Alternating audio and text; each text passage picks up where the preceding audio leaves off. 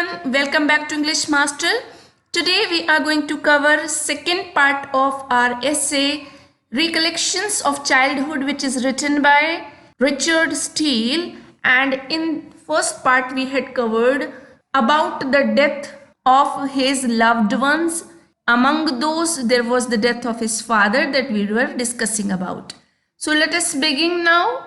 We that are very old are better able to remember things which befell us in our distant youth than the passages of later days. तो writer कहता है कि हम जो इतने बड़े हो चुके हैं तब हमें जाके अच्छे से भी are better able to remember things which befell means गिरी या हम पर घटित हुई इन आर डिस्टेंट यूथ, तब हम जब बहुत छोटे हुआ करते थे, then the passages of later days, और वो बहुत पुरानी यादें हैं. तो राइटर कहता है कि ऐसी चीज़ें जो हमारे साथ घटित होती हैं उन टाइम में जिन्हें हम समझ भी नहीं पाते, हम उस दुख को फील भी करने की एज में नहीं होते, पोजीशन में नहीं होते, और बाद में हमें रियलाइज़ होता है कि वो कितनी दुखी थी. तो वो चीज़ें जो हमें दुख देने वाली थी हम आज भी उन्हें नहीं भूलते हैं. So he recollects his memories and still remembers the days which were very bad to him, and he still misses those days when he had lost so many loved ones, and he says now he realized the real pain which he was supposed to realize in that age when he was too young to understand things. For this reason it is that the companions of my strong and vigorous years present themselves for more immediately to me in this office of sorrow. तो ये office of सोरो क्या है?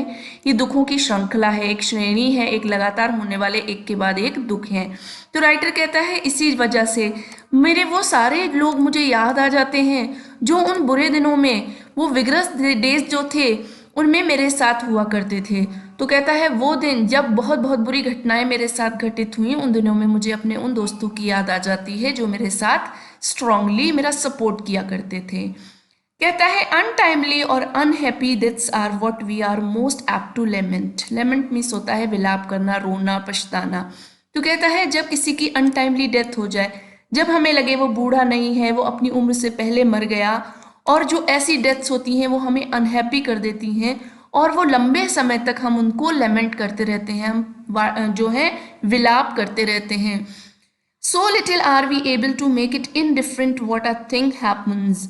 और कहता है ऐसी ही चीज़ें जो हमारे साथ घटित होती हैं, though we know it must happen, हम जानते हैं ये तो होना ही है. देखिए मौत हर किसी को आनी है, हम उसको नहीं रोक सकते. तो वो यहाँ वही कह रहा है कि हमें पता है कि मौत को तो आना ही है, लेकिन फिर भी हम उस पर विलाप करते हैं, हम दुख करते हैं. हम सब जानते हैं कि one day those who have taken birth have to die, one day we all have to taste the taste of death, we all have to take it. तो कहता है फिर भी हम उस पर पछताते हैं, रोते हैं. Thus we groan under life and bewail those who are relieved from it. और कहता है हम उनके लिए रोते रहते हैं जो इससे रिलीव्ड हो चुके हैं, आज़ाद हो चुके हैं और इस लाइफ को छोड़ चुके हैं. तो कहता है मौत भी एक आज़ादी है, उसके हिसाब से मौत भी एक आज़ादी है. वो कहता है वो तो आज़ाद हो गए, लेकिन हम लोग आज भी उनके लिए बैठकर रोते हैं. Every object that returns to our imagination raises different passions. और जब हम अपनी यादों को, कहता है जब हम संजोते हैं, जब हम इकट्ठा करते हैं, और जो भी चीज़ें इमेजिनेशंस में क्रिएट होती हैं वो अलग अलग तरह की भावनाओं के साथ आती हैं. मीन्स यहाँ कहने का मतलब है हर डेथ एक अलग तरह की याद लिए हुए होती है. हम एक डेथ को दूसरी डेथ के साथ एसोसिएट नहीं कर सकते according to the circumstance of their departure. और ये भी इस बात पर भी डिपेंड करता है कि वो हमसे अलग हुए कैसे, किन कंडीशंस में, कौन सी सर्कमस्टांसेस थी जिनसे वो, जो हमसे उन्हें अलग कर सकी, क्या वजह रही. तो ऐसी चीज़ें भी इस बात पर बहुत प्रभाव डालती हैं. Who can have lived in an army and in a serious hour reflect upon the many gay and agreeable men that might long have flourished in the arts of peace. कहता है अब हम उनकी बात करते हैं जो आर्मी में होते हैं, और ऐसे बुरे घंटों में क्या होता है, वो जो बहुत खुशी खुशी रहते हैं, एक सही एग्रीएबल मैन, सब चीज़ों से वो लोग एग्री कर जाते हैं, कहीं पर उनको कोई क्वेश्चंस नहीं होते, वो अपनी अच्छी लंबी लंबी जिंदगियां जीते हैं, पीस में जीते हैं, और वो किसी को भी फादरलेस नहीं करते, मतलब किसी की मौत का कारण नहीं बनते हैं। कोई ऐसा नहीं होता जिसको बाप को मार दें और बेटा जो है बिना बाप के रह जाए।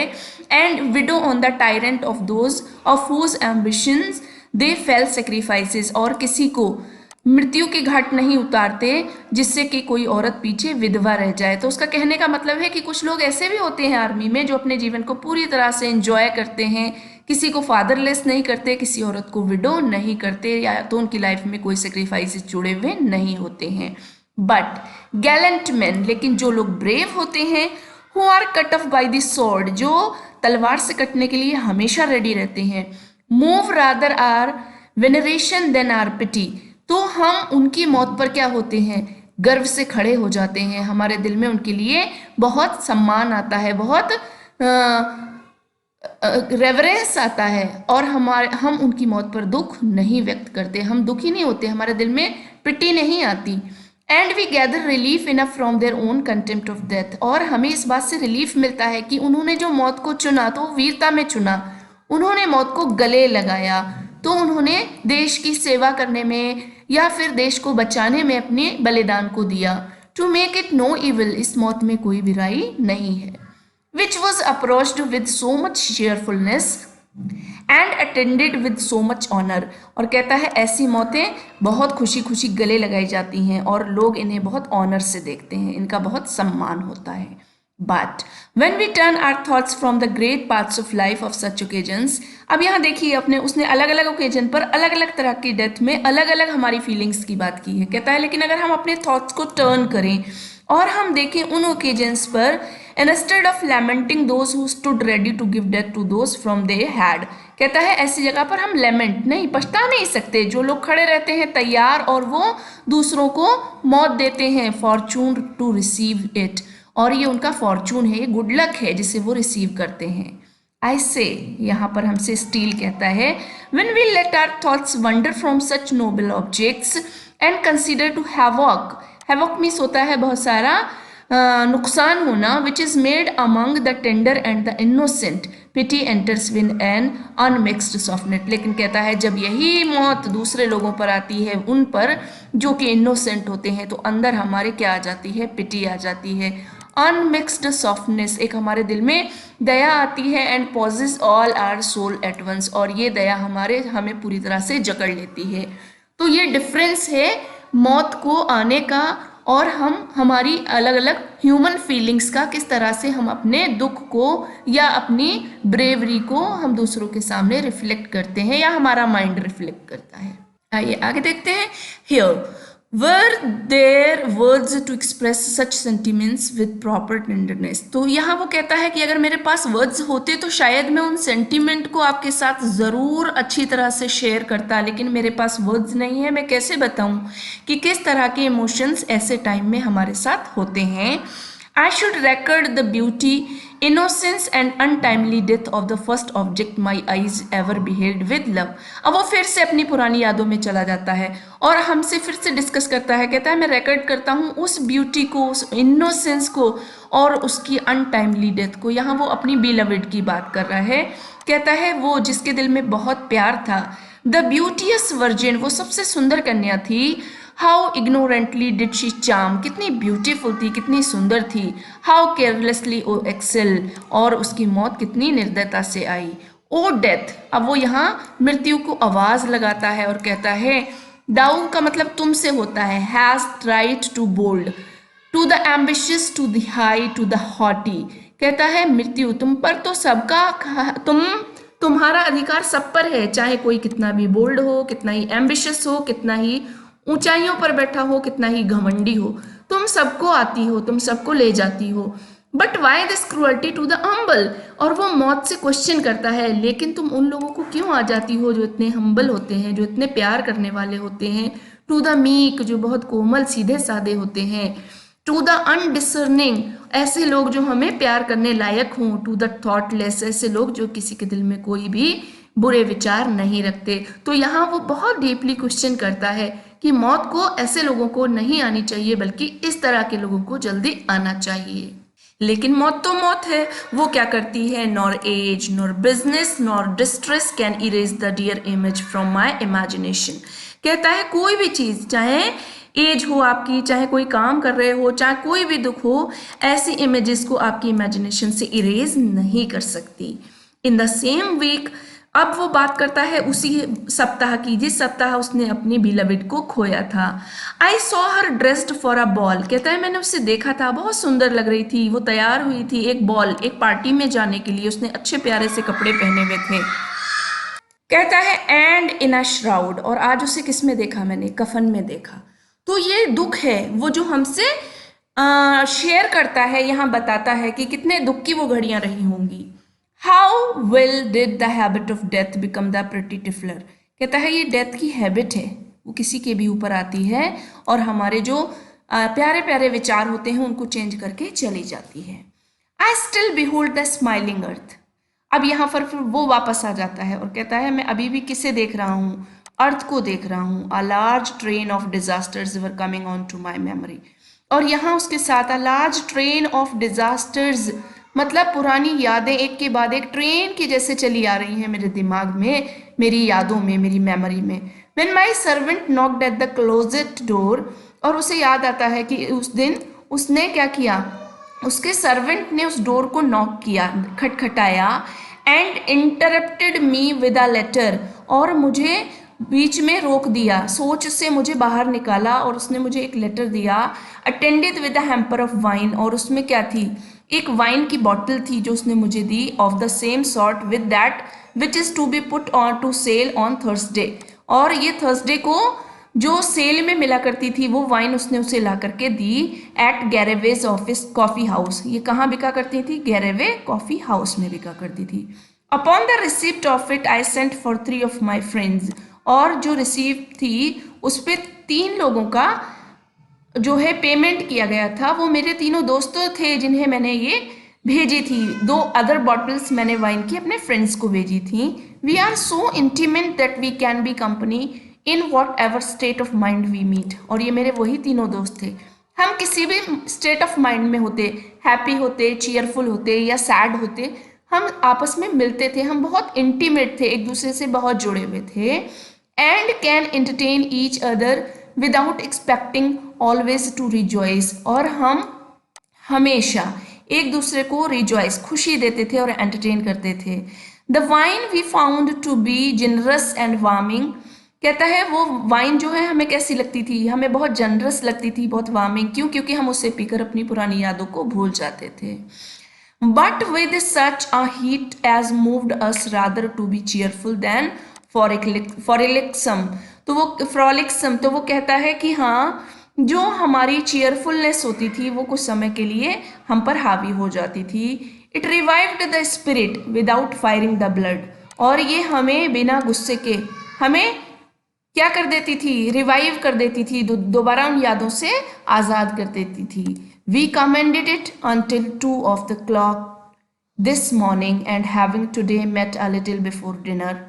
और कहता है हमने उस रात 2 बजे तक बैठे रहे, वो अगली सुबह हो चुकी थी, और फिर हमने दोनों ने डिनर किया। वी फाउंड दैट दो we drank 2 bottles a man, we had much more reason to recollect than forget what had passed that night before। और कहता है इतनी सारी 2 बॉटल्स एक एक इंसान के पीने के बावजूद भी हमारे पास और भी बहुत सारी यादें थीं जिन्हें भूलने के बजाय उस रात जो गुजरी थी उससे पहले हम याद कर सकते थे। तो वो कहता है कोई भी यादें ऐसी नहीं होती जो इजीली हमारे माइंड से चली जाएं। इस तरह से हमारा ऐसे यहीं ख़त्म हो जाता है। आइए अब हम देखते हैं इसका क्रिटिकल एनालिसिस।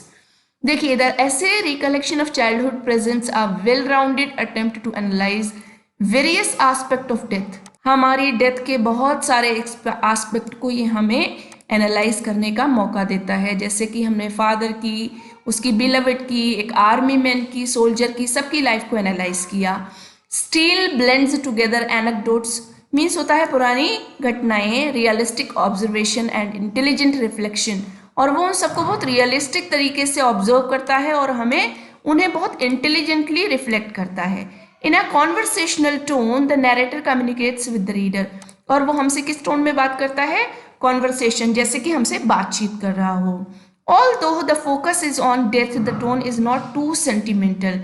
वो बात तो डेथ की करता है लेकिन टोन जो है ऐसे की वो सेंटिमेंटल नहीं है। There are various examples of irony, gentle humor and emotional moments. ये सब मिक्सचर है उसमें, right? The diction is simple. सीधी सीधी डिक्शन में लिखी हुई है। The length and structure of the sentence vary according to the changing moods of the narrator. जहाँ जहाँ नरेटर का मूड चेंज होता है सेंटेंसेस की लेंथ उसी के हिसाब से और स्ट्रक्चर चेंज होता रहता है। This is a remarkable example of drawing universal insight from personal experience. Experience तो पर्सनल है, उसने सब डेथ किसकी जिक्र किया है, अपने बिलवेड्स का, अपने लव्ड वंस का, लेकिन इंसाइट कैसी है, यूनिवर्सल, जो हम फील करते हैं, जो आर रियल ह्यूमन फील्स, वही सब फीलिंग्स और इमोशंस को उसने यहाँ पर अच्छे से डिस्क्राइब किया है। Some people want to keep privacy and do not like to share the sorrow of losing their loved ones. The essayist recollects the memories about the dead ones whom he still misses.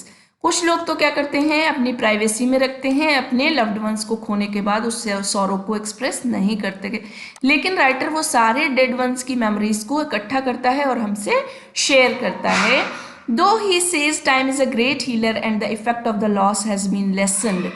वो कहता है कि time जो है वो बहुत बड़ा healer है, हमारा इलाज कर देता है, और जो टाइम है वो कैसा है, हमारे दर्द को भी कम करता है। But he says that he still misses his loved ones, but लेकिन वो अभी भी उनको याद करता है। The speaker says that at times he remembers his unhappy experiences. वो अभी भी उन अनहैप्पी, जिनसे वो खुश नहीं है, उन एक्सपीरियंसेस को याद करता है और हमसे कहता है कि हम सबको याद रखना चाहिए। ह्यूमन माइंड्स क्या चाहते हैं, एक्साइटमेंट चाहता है, थ्रिल होना चाहता है।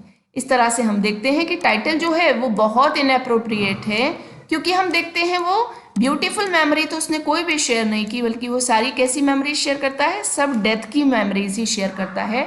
It is more or recollection of the incidents of death of his loved ones. और वो हमें क्या लगता है, रिकलेक्शन किसके इंसिडेंट का लगता है, डेथ के इंसिडेंट का लगता है, अपने लव्ड वंस को खोने की, ना कि उसकी कोई ऐसी मेमोरी ऑफ चाइल्डहुड एसोसिएटेड है यहाँ पर जो कि चेरिश की जा सके। तो ये टाइटल इस तरह से हमें इनअप्रोप्रिएट लगता है। एक चीज़ और मैं आपको यहाँ बताती चलूँ, ये लाइनें बहुत इंपॉर्टेंट हैं, जहाँ वो बात करता है कि डेथ कैसे आती है। डेथ जो है वो किसी को भी नहीं छोड़ती। So here he describes about the IC hand of death which doesn't leave anyone whosoever it is, whether it is rich, poor, proudy or meek, humble, anybody. This is how the explanation of the essay and its critical analysis gets over. We will soon meet in next video. Do not forget to subscribe the channel to keep yourself updated. We'll soon meet in next class. Till then, take care.